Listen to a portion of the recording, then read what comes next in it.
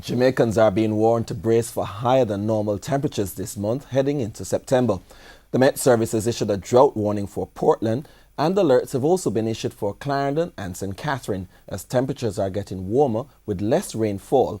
Giovanni Dennis has more. Last year, Jamaica recorded its hottest day on record, with disaster risk management experts predicting that temperatures would get even hotter. We have a topic in disaster risk management called emerging hazards. From a Caribbean perspective, managing heat will be managing an emerging hazard.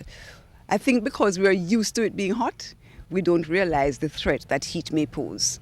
So if the temperature gets really, really high, persons don't have access to AC, they're not able to hydrate enough, they will go into heat stress. So I think the disaster risk management community now needs to look at heat as a hazard to be managed. Already in 2018, the Met Service is warning Jamaicans to stay hydrated and avoid direct contact with the sun, as warmer than normal temperatures are predicted between now and September. Over the past several weeks, there have been an influx of what we call the Saharan dust within our region. And when the Saharan dust comes into our region, it's considered to be suppressing the rainfall that the region will normally get and increase the temperatures within the region. The Saharan dust is coming from the Saharan desert in Africa and affecting countries in the Caribbean. In the meantime, the Met Service is predicting reduced rainfall in the next 3 months.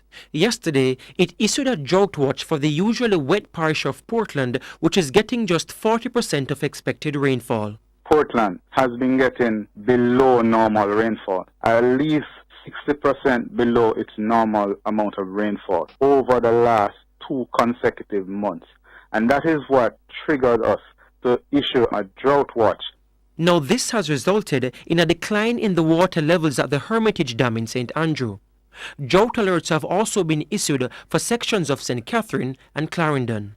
The National Water Commission and farmers are being urged to conserve on water. They need to put their drought action plan into effect. They need to monitor the situation, because if we don't get enough water in the next month or 2, the decrease in water supply could affect not just the farmers but also the National Water Commission and its customers. Giovanni Dennis, TVJ News.